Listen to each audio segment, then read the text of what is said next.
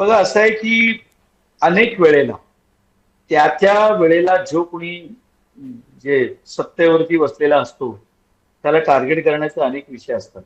असं तुम्हाला आठवत असेल की ज्या वेळेला कोरोना होता त्यावेळेला कोरोना असताना त्यावेळेच्या तत्कालीन मुख्यमंत्र्यांनी जे निर्णय घेतले हे निर्णय घेत असताना त्यांनी कुठल्या भावनेनं निर्णय घेतले हे त्यांना ठाऊक, कारण ते त्यावेळेला सत्तेवरती होते.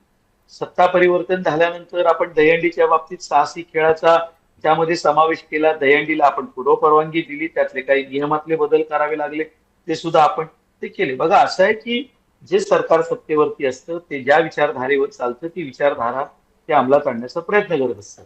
आता मी हे तुम्हाला यासाठी सांगतोय की स्वाभाविकपणे ज्या वेळेला असा काही विषय येतो तर त्यांच्या आमच्याकडनं अपेक्षा आहेतच की शिवाय भारतीय जनता पार्टीचा मुख्यमंत्री आहे आणि महायुतीचं सरकार एकनाथ शिंदे जी आहेत, अजित पवार जी आहेत, हे सोबत असताना या सरकारने आमच्या बाबतीत सकारात्मक विचार केला पाहिजे असं जर गणेशोत्सव मंडळांना वाटत नाही, आणि असेल ते तर वाटणं नाहीये, स्वाभाविक पण आहे. त्याला त्याला धर्माशी जोडणं हे कितपत येऊ, कारण डीजेचा विषय आहे, आरोग्याचा विषय आहे, सार्वजनिक आरोग्याचा विषय आहे, तो कशाला आपण धर्माशी जोडावा? म्हणजे त्यांनी कार्यकर्त्यांनी ती भावना मांडणं ठीक आहे, पण तुमच्याकडनं जेव्हा ही भावना येते न्यायालयाचे आदेश असताना त्यावेळेस थोडंसं आश्चर्य वाटतं.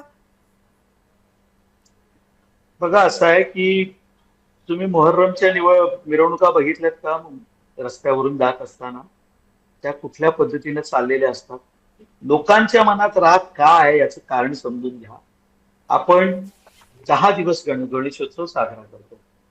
आगमन आणि विसर्जन हे जर सोडलं तर ज्या वेळेला गणपती बाप्पा आमचे मंडपामध्ये विराजमान असतात त्यावेळेला जर का आरती सोडली आणि सांस्कृतिक कार्यक्रम सोडले हम्म. तर दिवसभर कुठेही आवाजाचा काहीही विषय नसतो. उलट पक्षी संध्याकाळी सांस्कृतिक कार्यक्रमांमध्ये तर या आवाजाची मर्यादा राखली जाते, कारण समोर बसलेल्या प्रेक्षकांपर्यंत ते विषय पोहोचवायचे असतात.